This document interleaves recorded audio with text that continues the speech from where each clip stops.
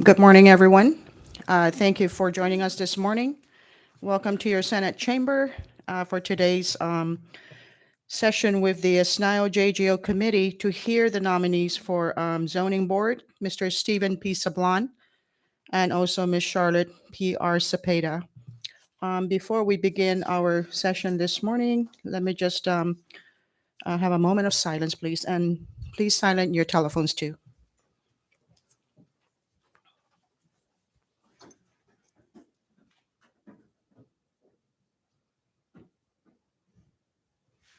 Thank you.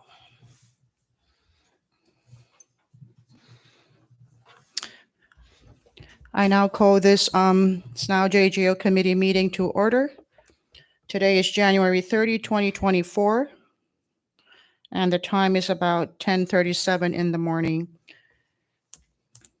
And before we begin the roll call for the members of the committee, joining us this morning also is our Senate Legal Counsel, Antoinette Villagomez, our Senate Legislative Assistant, Jolene Duenas-Tagabel, our Senate Journal Clerk is not joining us this morning because it's a SNOW JGO Committee, IT Manager, Mr. Jonathan Diaz, and Sergeant at Arms, Mr. Benjamin Terlahi. Thank you all for assisting us.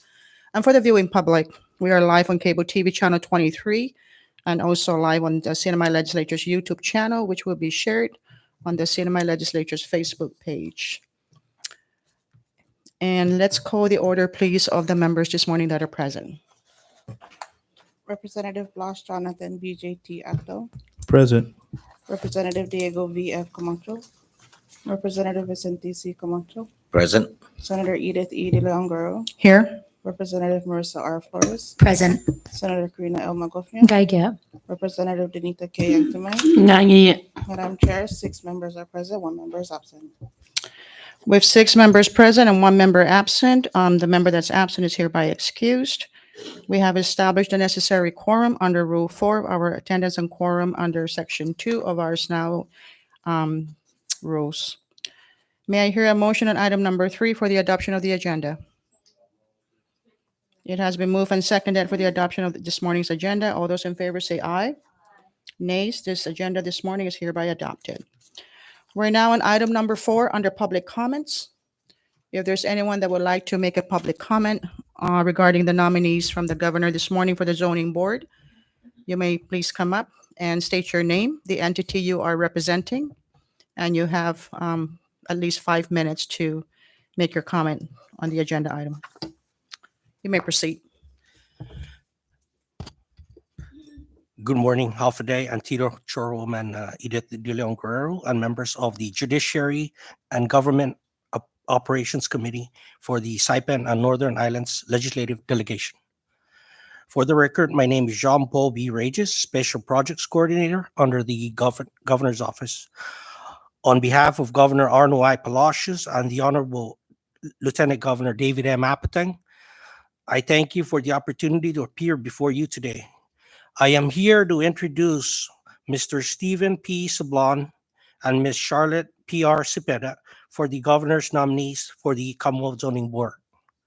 Mr. Stephen P. Sablon is an exceptional public servant with an impressive track record of success in public sector. He possesses a wealth of experience, having held numerous supervisory and managerial positions throughout his career. His broad work experience as well as his extensive knowledge has enabled him to excel in his field. He is a dedicated professional who is committed to delivering exceptional results in all his endeavors. Ms. Cepeda's extensive work experience in both government and public sectors make her a proficient professional. Her exceptional abilities and vast knowledge are reflected in her remarkable achievements as well. She holds a master's degree in education from Farmington State University in Boston, which further enhances her expertise and proficiency in her field. Governor Palacios and Lieutenant Governor Apateng have expressed their complete trust and confidence in Mr. Sablon and Mrs. Cepeda's nomination to serve as the Commonwealth Zoning Board. I know they stand ready to answer your questions and present their future plans. We kindly ask for your prompt and favorable considerations and approval for Mr. Sablon and Ms. Cepeda's nomination. Thank you, Jesus Mosi and Giliso, for the opportunity to introduce them to this august body. Jesus Mas and Mr. Regis, for your wonderful comment this morning for the two nominees. You may hand over your statement to the Sergeant at Arms so that we could make that part of the official documentation of the hearing this morning. And public comment is to open for anybody else to come up and make a comment on behalf of the nominees. Please state your name, entity you are representing, and you may proceed. Thank you. Half a day, buenas, lesser mamay, then good morning, Chairwoman, and distinguished members of this august body. I stand before you today with great honor and profound sense of responsibility. My name is Vincent Donald Palacio Sablan, and I'm the eldest grandchild of the late Francisco Muña Tanco and Rufina Nanfina de Mapan Palacios. It is with utmost respect and admiration that I offer my testimony in fervent support of my sister, Charlotte Palacios Reyes Supera, lovingly known as Char, as she embarks on a journey to serve as a dedicated member of the zoning board. Having grown up in a family steeped in the values of integrity, service, and community, I have witnessed firsthand my sister's unwavering commitment to upholding these principles. Char possesses a genuine passion for fostering progress and positive change within our community. Her deep rooted connection to our family legacy and her unwavering dedication to the welfare of our people makes her an ideal nominee for this esteemed board. Throughout her life, Shara has consistently demonstrated exceptional leadership and an unwavering commitment to serving others. Her professional experience and expertise in the field of education have equipped her with valuable insights and comprehensive understanding of the needs and aspirations of our island community. As a dedicated educator, she has consistently gone above and beyond to ensure that every student receives a quality education and the opportunity to reach their full potential. Shara's unwavering commitment extends beyond her professional achievements. She is actively involved in various community organizations and initiatives, working tirelessly to address critical issues and advocates for the betterment of our society. Her empathetic nature and ability to connect with individuals from all walks of life have earned her the respect and trust of management and faculty members of the education community.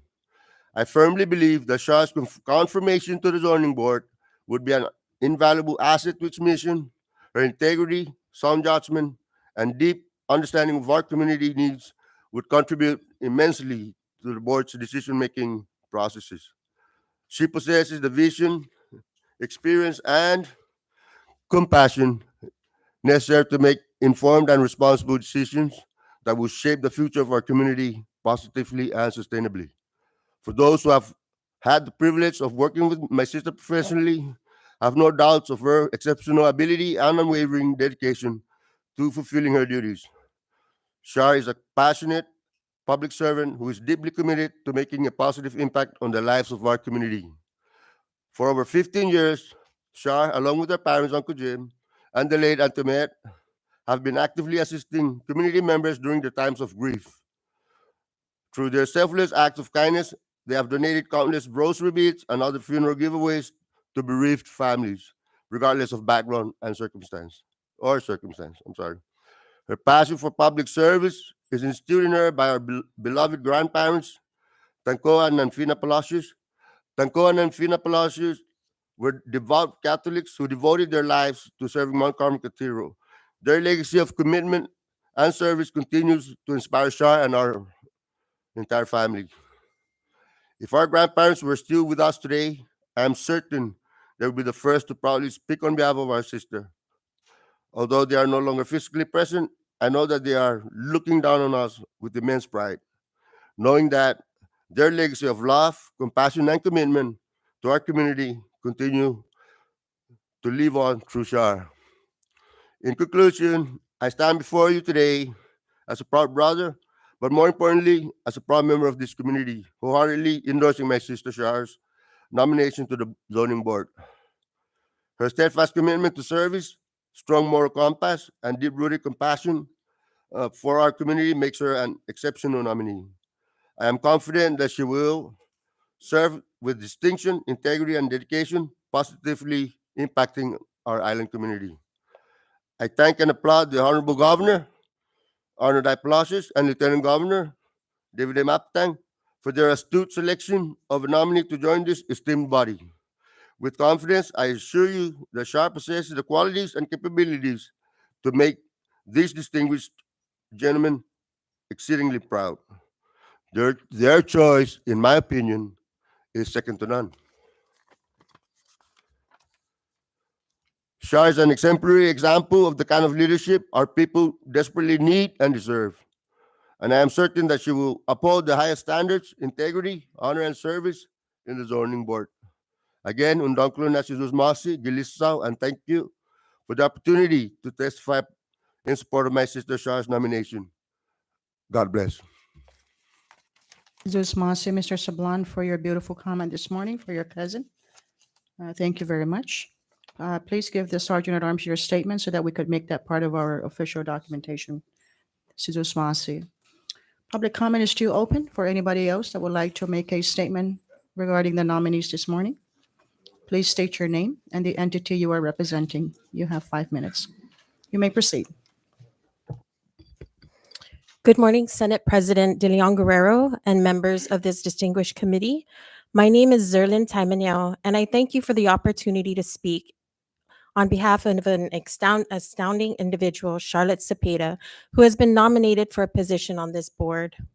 Having had the privilege of working closely with Charlotte on various projects, I am honored to stand before you and wholeheartedly recommend her for this vital role. In the realm of urban development and planning and responsible development, Charlotte stands out as a beacon of knowledge, dedication, and passion.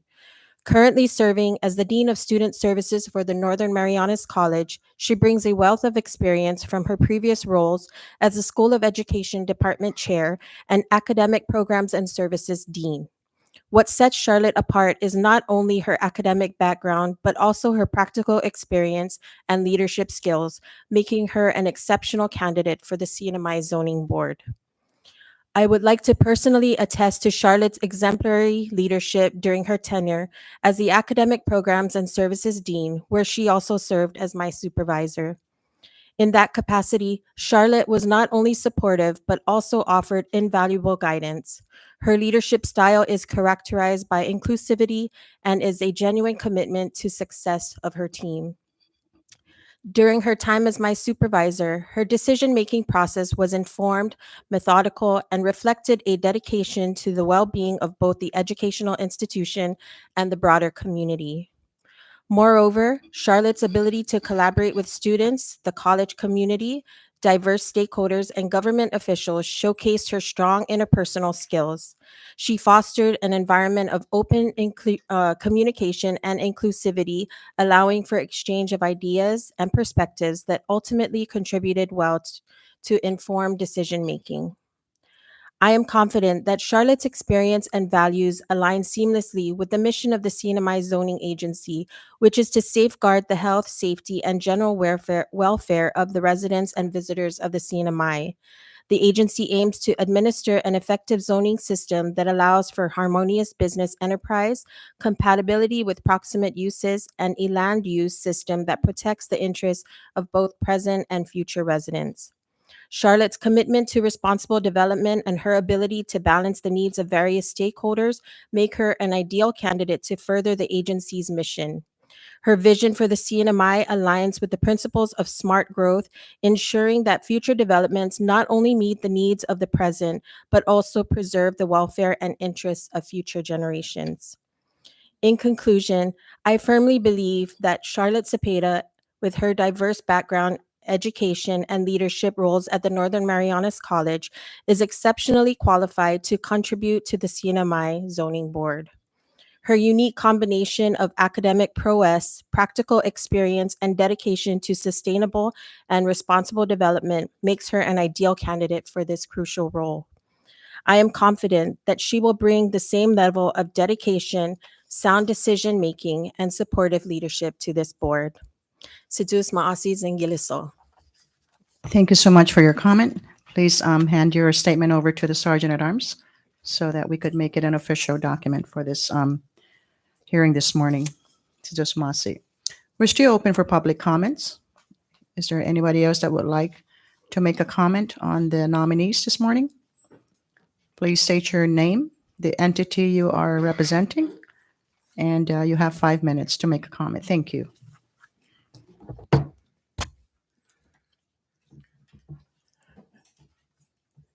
Good morning, everyone who are present here today, and especially to you, Madam Chair, Edith De Leon Guerrero, and members of this Saipan and Northern Islands delegation. My name is Antonio Blas Cabrera, and I'm here to give my support to Ms. Charlotte Regis Cepeda to serve on the board of Saipan zoning. At the moment, the CNMI is still struggling financial stability, and in view of this issue, I believe that we need to invite more reputable investors to do business here in the CNMI. And since the zoning board is one of the CNMI's regulatory agency responsible to review and decide the fate of the investor's business plan, I believe that the member to sit on the board must possess good education and working experience background, and the ability to make good judgment in deciding what is best for our CNMI, especially Saipan. Much has have been said about Charlotte's education, experience, and accomplishments. Therefore, I would just like to say about her personal character and well-being. I have known Charlotte throughout her life. Although she's a member of my family, from my wife's side, I find it easy to make conversation in a very respectful way. She has an outstanding personality, thus, anyone could easily acquaint with her. Lastly, I am thankful that Governor Palacios and Lieutenant Apatang have made the right choice in nominating Charlotte to serve on this board. Thank you, and I ask that you approve her nomination. Si Jus Masi. I would like to submit my testimony today, but since I just did this one on my iPhone, I hate to surrender this too. So thank you again. Sejus Bye. Masi, Mr. Cabrera, I sure do not want to take away your property, but you can go into my... I would electronically submit to your. Yes, you can also go to my office and you can just send it to my I will staff do and that. we take it this morning. Sejus Masi, Thank you. thank you so much. That was a beautiful statement. Thank you. We're still open for public comments. If there's anybody else. Okay, nobody else? All right, we are officially closing this section of the agenda, item number 4 under public comments. Now we're going to move into item number 5 of the agenda, where we invite the nominees this morning. If you may please come up, Mr. Steven Sablan and Ms. Charlotte Cepeda. And it's standard procedure for this committee to administer the oath before we begin the questioning with the committee. So please remain standing and raise your right hand. Stephen P. Sablon and Charlotte P. R. Cepeda, you do solemnly swear under the penalty of perjury that the testimony you shall give in the matter at hand shall be the truth, the whole truth, and nothing but the truth. Thank you. Thank you very much. You may take your seats. We're now on item number 6 for, now we're going to stay on item number 5. I will give the nominees about maybe a good 4 or 5 minutes to make a statement before the committee. If you have anything prepared, you may proceed. Either one of you, if you want to take the first statement, go ahead, please. I'll go ahead since. Thank you, Mr. Can Sablan. you hear me? Go ahead. Yes. Since I'm the first name there, I just want to thank the delegation for the invitation, senators and representatives. And I would also like to thank the governor and the lieutenant governor for selecting me for this appointment. But also, before I start that, I would also like to share the same sentiments as Charlotte's supporters had so eloquently shared with you about support for her. And I have worked with Charlotte before in a small club and she knows how we've worked together very well, and she was quite pleased to see that I was another nominee. Um, there's really not much I can say other than, my experience has um, kind of spoken for itself. I'm not. This is my first time in this chamber. I don't come up here much on other than to vote during election time, and I'm quite nervous. Maybe I don't show it, but I am, because I just, it's my first time ever to have been selected for any kind of public service. But I know that I will give it my all. Um, if For whatever is required of the position, and to make decisions that are fair, but also that are sustainable and lend itself to the proper growth of our Commonwealth.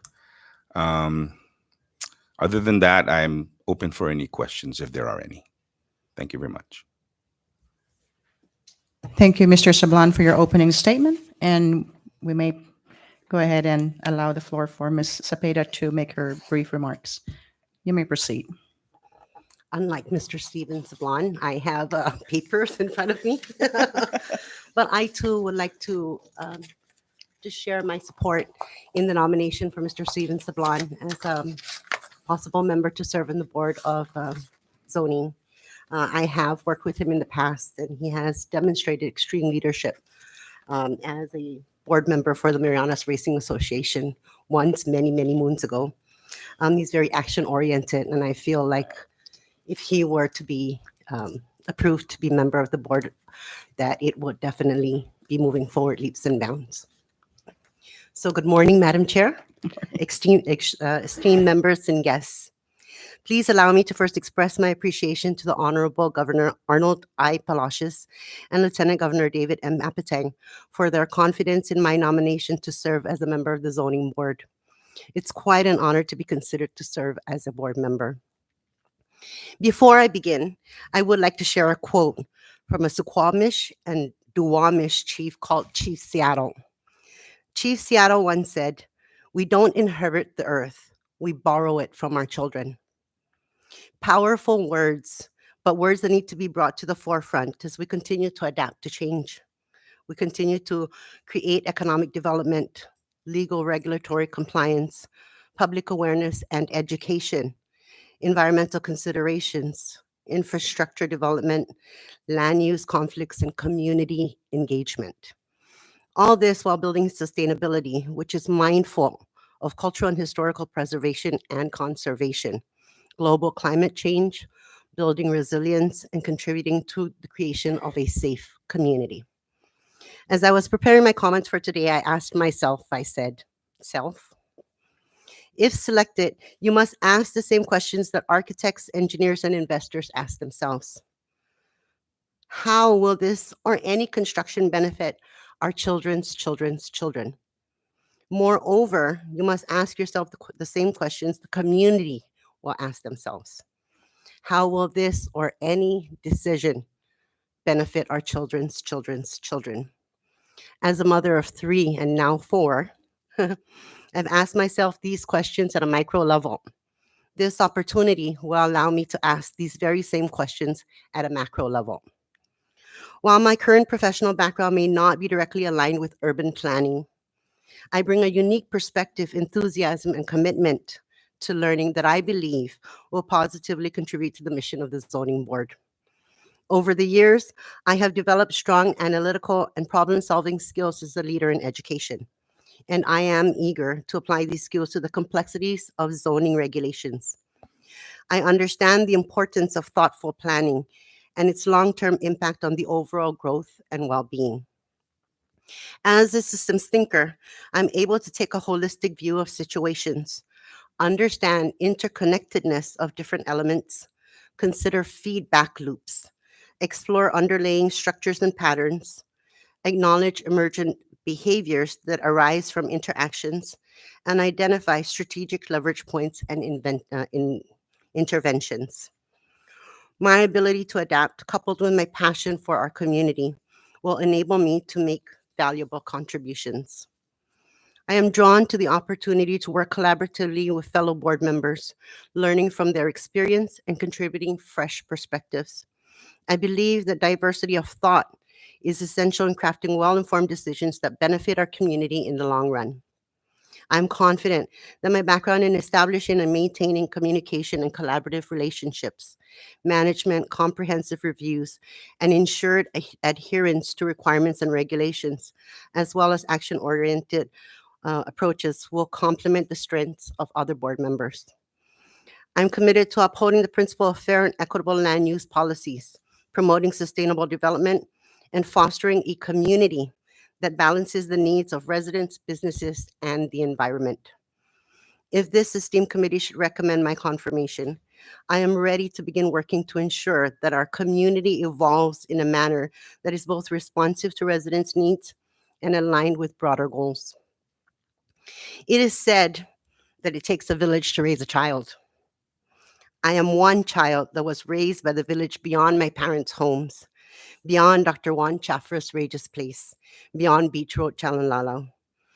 As a member of this community, the community that helped raise me, that helped mold me into who I am today, I see this as an opportunity for me to give back to this beloved community, this community that helped raise me, this community that helped mold me into who I am today. I am excited about the prospect of contributing to the zoning board, and I'm eager to embark in the journey to better serve our community should I favorably be selected. I'd like to thank you for your consideration today, but I'd also like to thank my family, my dad, James Pangilinan Regis, who came home early just so he could be by my side today. My late mom, Miriam Palacios Regis, who taught me that giving means more than receiving. To my late husband, Joaquin Villagomez Cepeda, and my children, who are always confident and supportive of my efforts. My late grandparents, like Brother Ben had shared earlier, who instilled the expectations of public service in each and every one of us. My numerous aunts and uncles that you'll find back there, my brothers and sisters and friends for their confidence and belief in what I have to bring to this table of plenty. Uncle Nasizus Masi, Kilisao, and thank you again. Thank you so much, Ms. Charlotte, for your beautiful opening statement this morning. And before we begin our discussions with the committee, which is usually a question and answer a few minutes into the meeting, I would like to state for the record also that we did receive some comments from individuals on behalf of Ms. Charlotte Cepeda. We received one from the Council on Developmental Disabilities, the Executive Director, Ms. Pamela C. Sablan, and we also received one from the CNMI Archivist, Mr. Rain M. Munya. He did submit a support letter for you as well. Thank you. Now we're down to item number 6 of this morning's meeting. Members, we are open now for Q&A. Anybody? I now recognize Representative Vicente Camacho. Thank you, Madam Chair. This question is going to go out to Mr. Sablan. Mr. Sablan, do you think the highways and the parking lots are too small for the big cars that are running around the island right now? Can you repeat that one more time? I'm sorry. Do you think that the highways and the parking areas are getting too small for the large vehicles that are coming on island? From what I understand, the highways are designed based on ordinances that have been handed down from the Department of Transportation. Pardon my ignorance, maybe sometimes, I might be quoting wrong, but that's what I do understand. As far as parking, those are, I do find there are some establishments whose parking areas are not well designed for vehicles. I think vehicles have all, they're given limits as to their size by certain government agencies. Now, are these parking spaces too small for some of these vehicles? I think so, yes, but that's actually on the private sector's planning for the, I don't know if there's any, if there is any local ordinance that requires a certain size of a parking area to accommodate any size of vehicle. And that's all I do know. If there are any ordinances, or there should be some ordinance as to size of parking spaces to accommodate larger vehicles, perhaps that's something that I could probably share if I do know anything about it. But I'm not familiar with anything like that. Thank you for that. I yield for now. Thank you. Thank you, Representative Camacho. I now recognize Representative Marissa Flores. Thank you. And thank you both for being here. I guess before I ask my questions, I just want to make a statement, and then that will kind of give me where I need to go as far as question and answer as directed to either of you. Zoning plays a crucial role in communities by providing a framework for land use and development. It helps maintain the character of integrity of the community while balancing various needs and interests, such as land use planning, environmental protection, infrastructure planning, quality of life, and economic development. Overall, zoning is important for maintaining a balance between development and preservation, protecting the environment, planning infrastructure, and enhancing the overall livability of the area. Zoning can maintain open spaces, protect views, and enhance the overall quality of life. Now, just like Ms. Cepeda had mentioned, it takes a village to raise a community, and I have been a part of this community just as everyone else in this chamber. I've seen the lack of planning in areas of land use, environmental protection, infrastructure planning, quality of life, and economic development. And as you know, many of us come from Precinct 3, which one of the biggest concerns was the casino. Now, looking at your Article 4, zoning districts and allowable uses based on the Saipan zoning law of 2013 as amended, there's scales here and sections that clearly define what is conditional, what is temporary, and what is permitted within the zoning institution, agency, and of course, the due diligence of the board when you have investment as it relates to that. Now, my first question will take me to renewable energy. In this article, Article 4, it states that there are conditional purposes or licenses in the industrial area and rural. And this is non-renewable. And then you have energy facilities on renewable, which is my focus. And again, those are conditional in rural development and industrial. What is your view when you're talking about renewable energy as it relates to the administration Solar for All program? How do you think, just based on looking at the amendments of the Saipan Local Law 2013 and its provisions, can you give me an idea of how you could make that work as far as sustainability, quality of life, and infrastructure planning? Sure.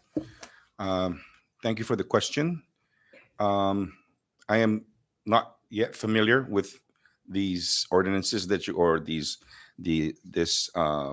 articles that you read. However, just as a personal opinion, as you mentioned, planning. There has to be planning. There has to be sustainable growth, and of course, we have to make sure that when you say renewable energy, I mean it's endless. When you talk about solar energy or wind energy, wind power, and then you talk about what we currently have. we are a small community, and I think we have some planning with regards to our power sources. Um, it's going to take some time to wean everyone from what we currently have, because there are some growth challenges there. But we have to ensure that the planning and the use of land is sustainable or acceptable to the quality of life that we all want. Okay, and that's much as I can say on that subject, because I don't want to go too deep, and because I don't know much about what's going on here. Thank you. I too, like Mr. Sablon, have I was notified about the hearing just a few days ago. So preparation, I mean, the process went by very quickly.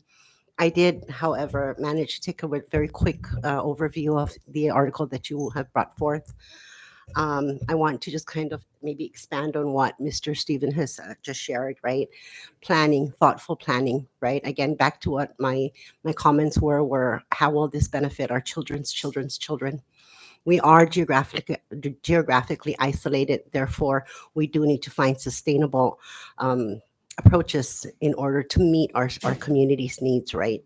And I think that education and community feedback, closing those loops and identifying proper approaches and step by step, again, well thought out planning, right?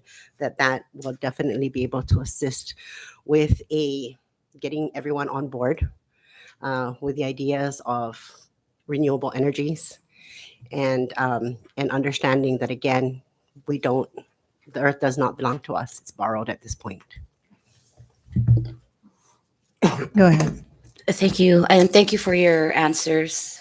In light of President Biden's $7 billion approval for solar energy, and in light of the possibility of foreign investment or investment from our brother, big brother, I should say, have you considered, I guess, in terms of land, we don't have much land left. So my follow-up question to that would be, in terms of creating new spaces and allow this investment so that the mission is met on Solar for All, and should we be awarded any more grants for renewable energy, and considering there's not enough land anymore to give, what is your personal view on how to ensure that it's fair, it's balanced, and the need obviously for solar energy is there, right? So take me out of your comfort zone, and what will your question be to the investment saying, well, we need land, knowing that there's not enough land to give? What would be your second option in terms of keeping the investment, allowing the new investment to come in, providing a source of renewable energy and an alternative means of energy to our people, considering and knowing that there's not enough land to give? So what is your personal view on that? Have you thought outside of the box?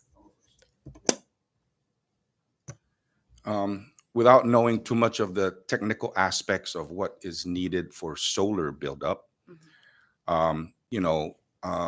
yes, land is finite anywhere. However, how much energy production do we need to sustain an island of our size? That question to me should be the first to be answered.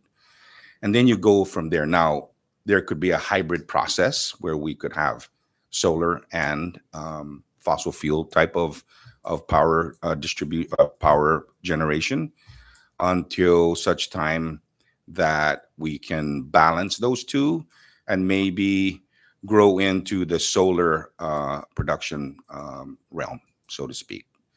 Yeah, really, I think the most important thing is how much energy do we need that's sustainable or needed, really. more so than, because we're getting X dollars that we have to spend it all on one thing. We just need to know how much we need, first of all.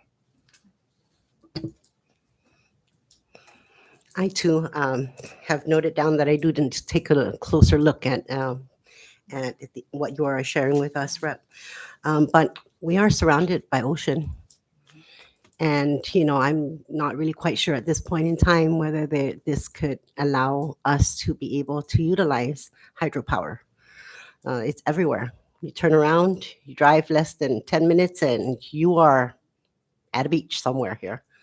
And I think that also could be something that we should be able to look into. Thank you for that. So my last one will take me to blighted properties. And Public Law 2025, which is the Blighted Property Maintenance Act of 2018, is still very much into law.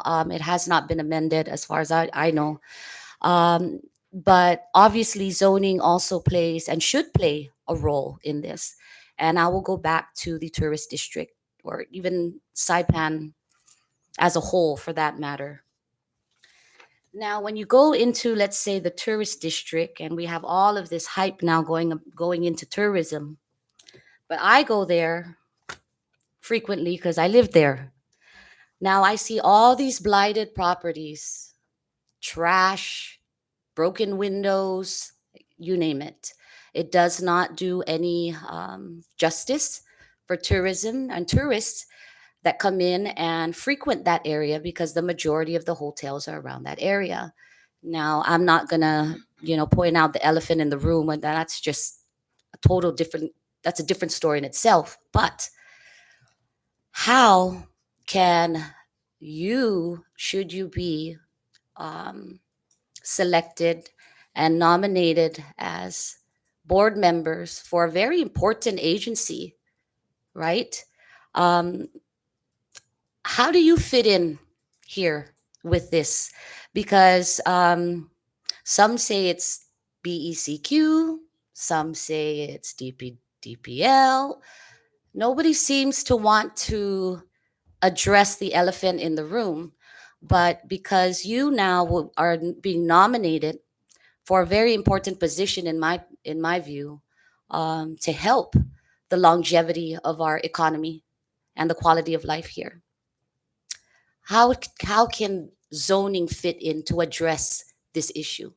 And members of the board, how can you bring up this discussion to encourage collaborative partnerships with agencies that don't seem to want to address the blighted property issue that we see throughout the CNMI? Thank you, I yield.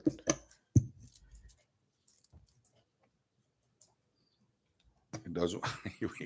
Thank you for the question. You actually said it right there at the end. Collaborative partnerships with all the agencies.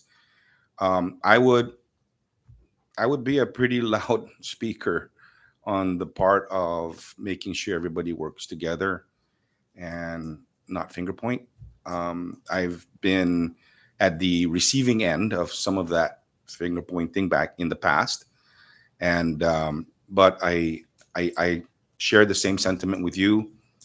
I want a clean environment for all of us to live with, and also to leave to our children, as Charlotte had mentioned earlier. It takes everyone to contribute to this. It's not just the Lions Club cleaning up, and I've done this on my own, and unbeknownst to many, I've gone and picked up trash myself. In fact, I have a trash picker in my car right now with a trash bag, because it pains me to see our beautiful island. There's so much litter out there, and just it's everywhere. It's not just in the hotel district, but as far as blight is concerned, I also share that same sentiment, because I see the same thing. Set aside the elephant in the room, the white elephant.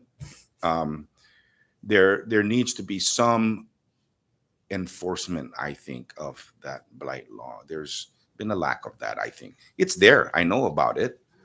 But, I had a visitor from San Francisco and from Guam this past weekend. and I drove them around, and they compared Saipan with Guam. And Guam, Saipan is a step above, I think. I can probably say, because they don't seem to have what I was told is that public works after a certain amount of time would go in and fix up a blighted area and charge the landowner in Guam. Don't know if we can go that far, or maybe that's an idea that you can toss around, but that's something that kind of sparked me. But they felt, generally, we have a clean island, we have nice buildings, of course, but we still need to enforce some of these ordinances that we have in place. So what do? Well, let's go find who's supposed to enforce that, not to point fingers, but to assist in any way we can with that agency to make that work for them and for all of us. That's my opinion. Thank you.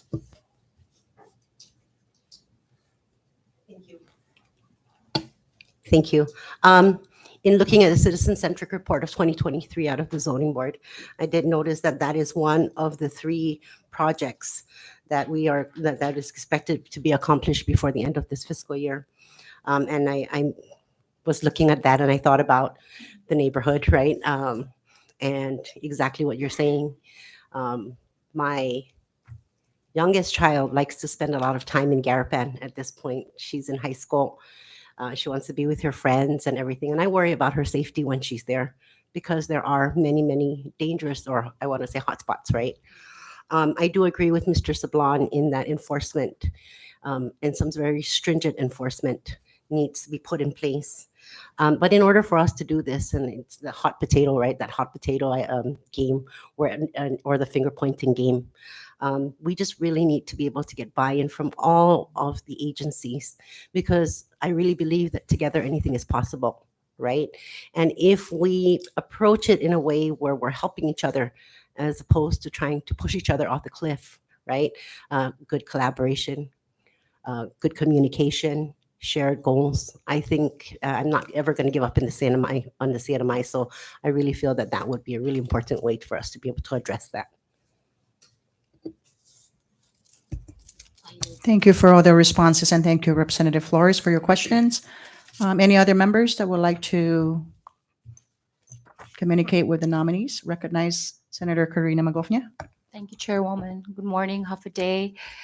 First, I'd like to congratulate both of you for the nomination, and thank you for accepting the nomination and for taking on the additional responsibilities that come with the position should you be confirmed. I guess in just listening to the line of questions that Rep. Marissa has asked, I would like to know or ask, what is your understanding of this position and what are your expectations should you get confirmed? And once we go past the confirmation, what are your plans to contribute to the betterment and the quality of the life that the people of the CNMI deserve? Thank you. Thank you for the question. Nice jacket, by the way. I'll go first because I'm older. But in answer to that question, you were mentioning that what can I bring to this? Now, I'm in the firm believer of if it's not broken, don't try to fix it. But if it is, then you try to fix it. I'm not one to come in and, as Charlotte had mentioned earlier, I'm kind of action oriented. I've always been in the private sector all my life. And, I've met the challenges that have come to me throughout my career. But if I can see something that needs to get, buttressed or shored up, then that's what we will do. This position brings what it's meant to do is to form policy. It is not to get involved in operation. So if this board sees that we need to amend or create policy to make the agency work better, all within line of what regulates the agency, then that's what I would bring to the table for that. That's my answer. Thank you. My understanding of the board is, again, exactly what Mr. Sablon said. It's to create policy, but beyond creating policy, it's to review policy and maybe revise policy. Policy should be responsive and not reactive. It should be regulatory and guiding and simple and be able to be implemented, and always with the best interest of our community. What I think I would bring is my experience, my ability to be able to be analytic, a different perspective as a mother, a daughter, a child, an aunt, an ally, and all of that. I bring experience in the review and the enforcement of policies at my current position, the ability to make complex decisions, and always incorporating the what's ideal for our community, and again, what will benefit our children's children. Thank you both for those answers. I'm sure that you have traveled to other places, other destinations, right? To include Hawaii and Guam, the most comparable places when we compare ourselves to islands, and their main industry is tourism. Now, just looking at both Hawaii and Guam and comparing to Saipan, and it's kind of sad that we actually compare ourselves to those islands because we are beautiful in our own way. But there also needs to be some kind of organization so that it's pleasing to the eye, and then not just pleasing, but also when tourists come to visit, there's some sort of a roadmap, right, of where things are. So if we look at Guam, when you go down, when you visit Tumon, right, they have the strip of all the hotels and the shops and restaurants, you name it, right? You come to Saipan and it's kind of scattered everywhere. I feel like there wasn't much thought that was put into how things should be organized and zoned. So in your personal opinion, do you feel that perhaps maybe there needs to be some revisiting and evaluating of rezoning certain types of business so that we have some sort of organization and structure on our island? For example, we have poker establishments across the island, and when you speak to constituents, right, they bring up some of those issues where perhaps maybe we could identify a location and just zone that area specifically for that type of industry or business activity. What are your thoughts on those recommendations? Thank you for the question, Senator. I think the point is well made that we should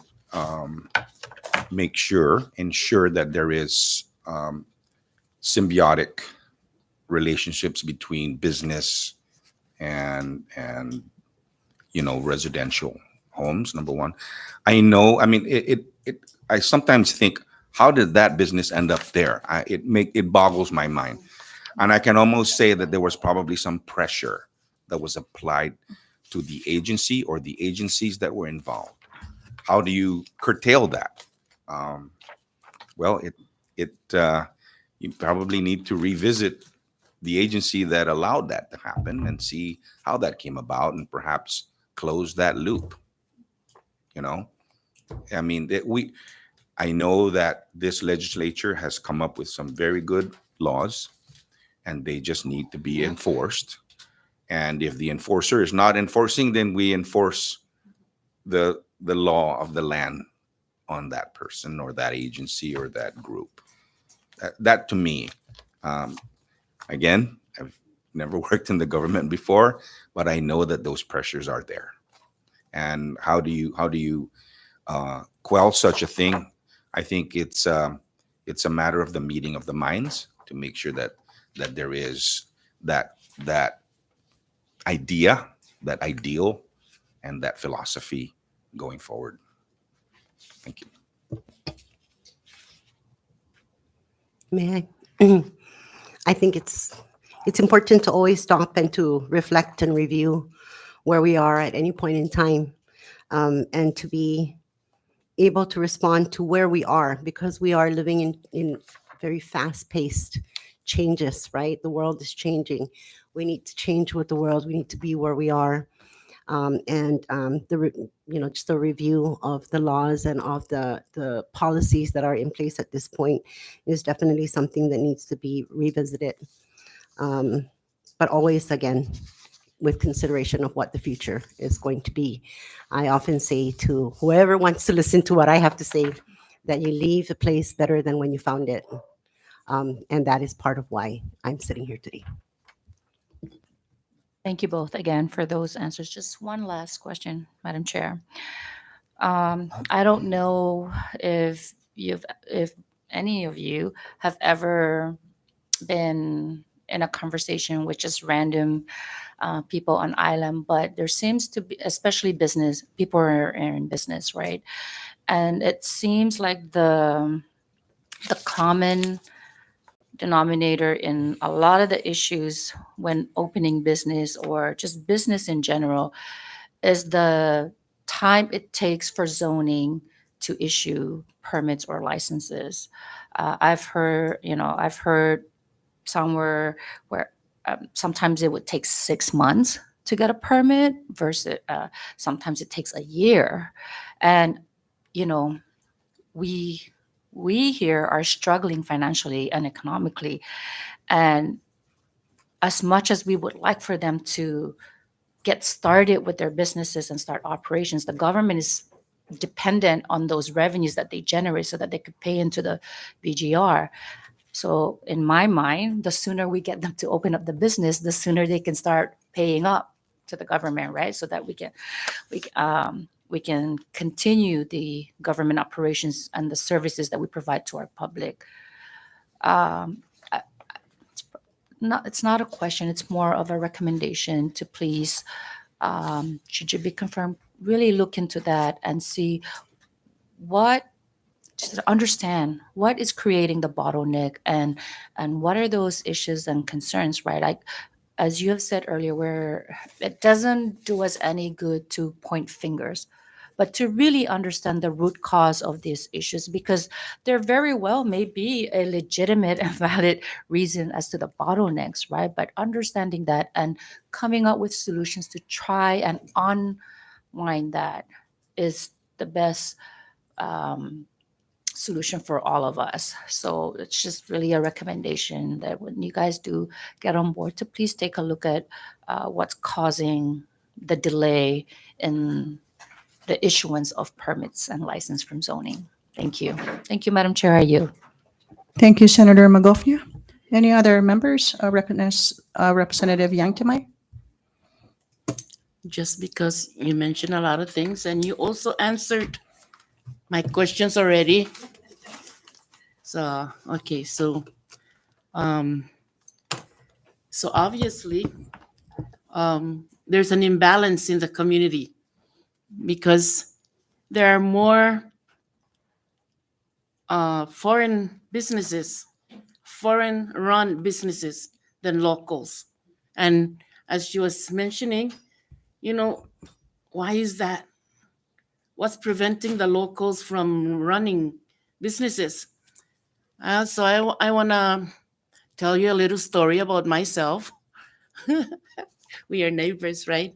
So we tried to open up a business at our compound in Chalanlalo Beach Road.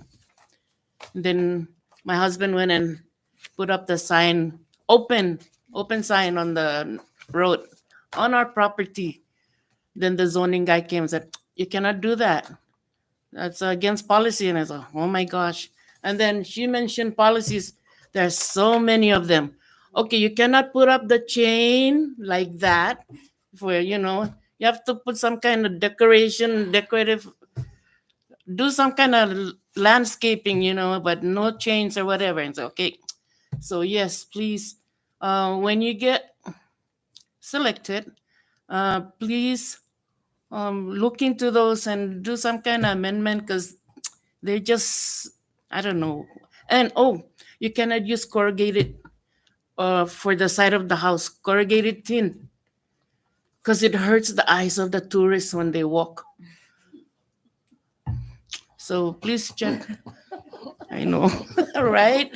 Yes, okay. And thank you. I yield. Oh, The chairwoman just stepped out for a few minutes, but she said to carry on. So recognize Rep Ben and then Rep Marissa. Thank you. Is it working? Yeah, it's working. Food for thought. You spoke earlier about ordinance. Now, if you drive around the island, you see auto shops all over the place. Don't you think maybe auto shops should be relocated to one area where they they gather there and people come there to have their car serviced? It's kind of like what happened to the poker games, poker establishments that were removed from the villages. It's kind of something I would ask for you guys to look into. They're all over the place, even metal shops, little construction companies right in the middle of the villages. I've been looking at those things. Now that you're here, I'll bring that up and let you know. Look into that. There are people complaining about noise. We're talking about the environment, oil, gas, right there within the village. So I just kind of want to ask you guys to look into that and let us know how to fix that issue. Thank you. Your chair. Recognize Representative Yang Tamai. sorry, I forgot something. She also mentioned about the poker places. Yes, there are a lot of them in the villages, and we also know that that's where they do drug thing also. So, yeah, if you can choose a place somewhere on the island, maybe La Fiesta. I think that was like no, it was thought about last time or 1 million years ago that they're gonna put everything in one area. So if you can put them there, so they can be close to Hope Center also. Thank you. I yield. Thank you, Representative Yang Tamai, and recognize Representative Marissa Flores. I don't know if I can, top that. Anyway, so I'm just kind of, no more questions. I just want to make a comment now. So I'm looking at the zoning law, and this is really your zoning map. And there's not much to give anymore, right? So the only way is up. One of the things I'd like to ask this zoning board to do is go back to all of your rules, Title 65, what you can and cannot do. Apparently, Mr. Sablan, you can actually give notices and grant permits. So you've got a lot of authority as a board member. So, know that it's a very serious board, which is why I'm very much interested, because this has to do with the future of our Commonwealth. We didn't get elected for us. We got elected for the people. So one of my things is airspace. It does mention here that for hotels, it's up to 48 feet, which is roughly about 4 stories, right? And it doesn't state that, though, here on your appendix, on your article, when you're talking about hotels and condos.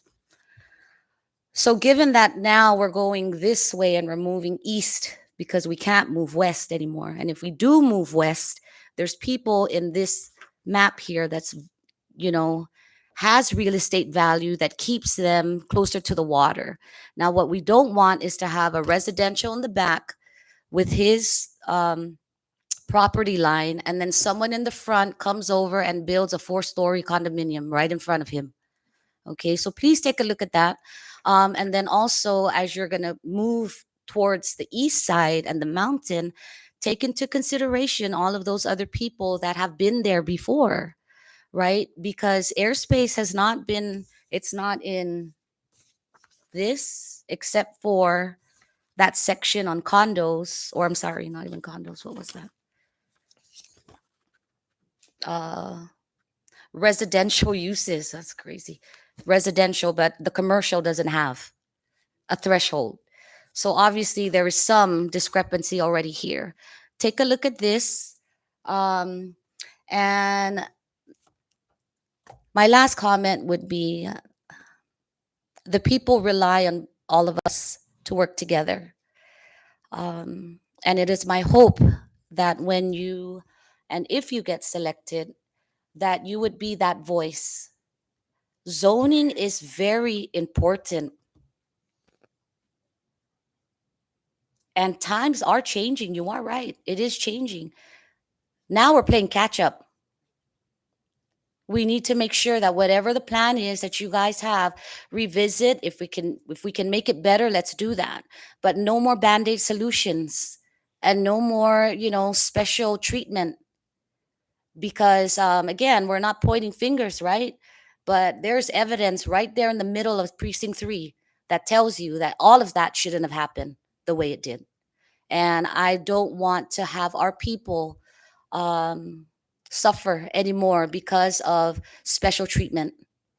I hope that you stand for the people, for the Commonwealth. And again, if and when you get elected, we depend on you to make those tough choices. So thank you. I yield. Thank you, Representative Flores. I now recognize Representative BJ Atto. Thank you, Madam Chair. Mr. Sablan, Mr. Peda, good morning. First and foremost, thank you for accepting the nomination from our governor and lieutenant governor to provide services to the zoning board. I know a lot of people have mentioned that they don't want to point fingers, but I'm willing to point fingers. And the finger should be pointed to this body. It's this body that's really messing up zoning's actions. Because when an investor comes into the CNMI or Saipan specifically, and they don't get what they want, they bypass you guys and come straight to the legislature. The legislature amends the law and puts you guys in a situation.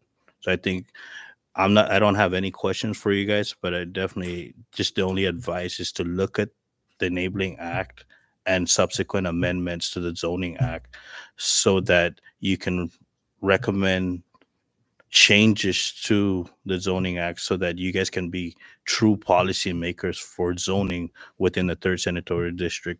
Failure to do that, they're going to continue to bypass the zoning office and come up to the legislature and amend the zoning map. And that's very unfortunate.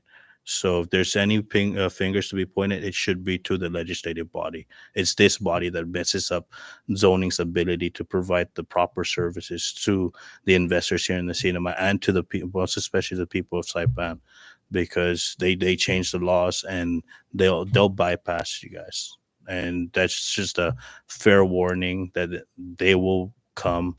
And if you guys don't get what they want from you guys, they're going to come to this body. So I think it's important that you revisit the zoning laws so that we can make the proper amendments to give you the true ability to provide the actual policies that's going to govern the office. The only other recommendation is I would wish that zoning will work hand in hand with the DPL. So when the big investments happen within the CNMI, these investors don't have to go to different regulatory agencies just to get their license approved or move on with their investments and their projects. As simple as that. I'll point the fingers and I'll point it to ourselves. It's our fault that zoning is not able to provide their true services, and their policy making is being hampered because of decisions that are being made up here, bypassing the authority of the zoning office. So with that, Madam Chair, thank you. Thank you, Representative BJ Atto. Any other last question or comments? Recognize Senator Magofnia. Thank you, Chairwoman. And just additional comments.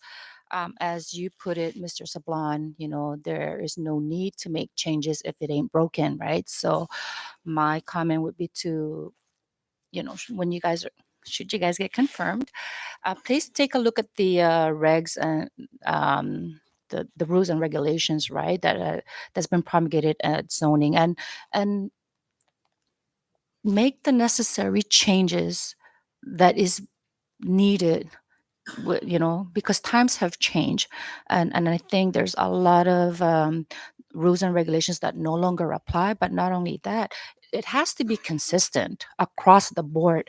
No preferential treatment. As Rep. Yang Tamai had pointed out, she had some challenges with her signage, right, for her business. And the very same challenge that she was sharing with us, I was driving around the village of Chalancanoa and saw the same exact problem that she was being told to fix. However, that particular business or establishment was doing the very same exact thing. So if we're going to start holding people accountable in certain areas, I think it should be across the board. So please revisit the rules and regs and just make the necessary changes to go with the times that we are in right now.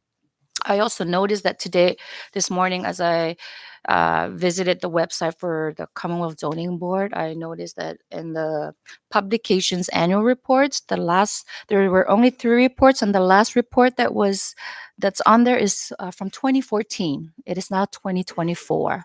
So obviously, this also needs some updating.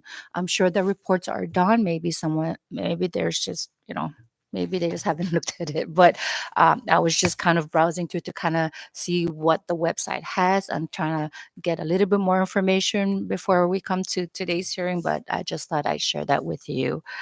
And that's all I have. Thank you, Madam Chair. You. Thank you, Senator Magofnia.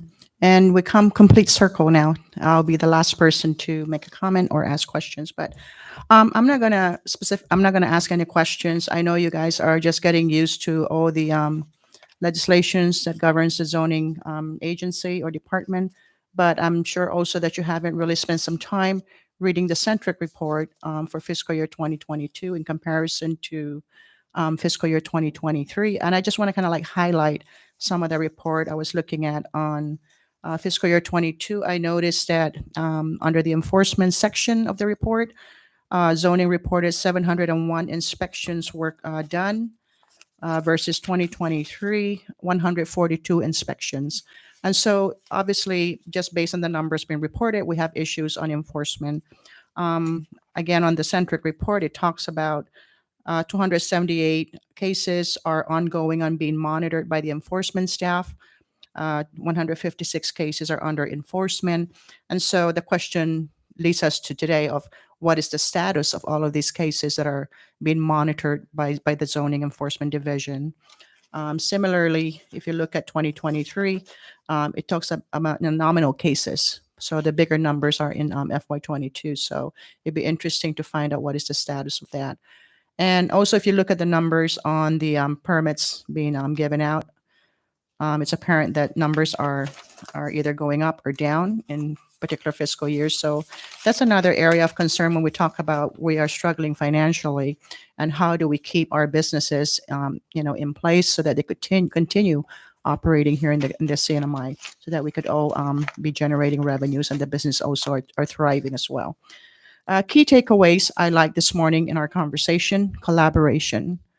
It's always been a word that is, I'm going to say it, maybe it's loosely used, but not taken seriously. We need absolute collaboration between all the government entities that are responsible in enforcing and making sure that laws are followed, and so that we have a healthy business environment for businesses and our community as a whole. Empowering employees too, the word pressure, right? That's a key takeaway word this morning, pressure. We just recently passed into law the anti-corruption bill.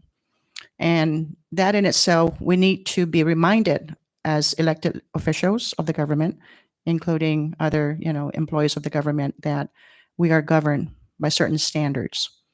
And when we start to apply pressure to departments just because a business is calling up on us to get their permits out or something, that we need to be reminded.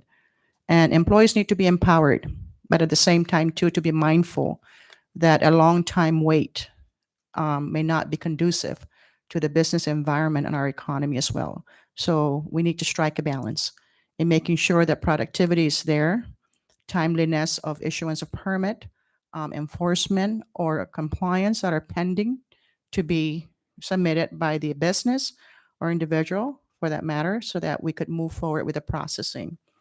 Last hearing of this particular committee, we heard the nominees for the Cannabis Commission, and some of the concerns that were brought up is there is a gap between Cannabis Commission working with zoning. And so we brought that concern to the Cannabis Commission to work together with the zoning board so that we can, both entities can move forward with whatever the permitting issues are with respect to those establishments that are waiting to be permitted so they could operate their cannabis establishment. And that's, again, revenue for the Commonwealth. Littering. Just 2 days ago, I ran into someone at Ace Hardware and was expressing serious concerns, which I am not, um, foreign to this issue. We have businesses that could be dumping right behind their yard, um, white trash, beddings, somewhere in the Dandan area.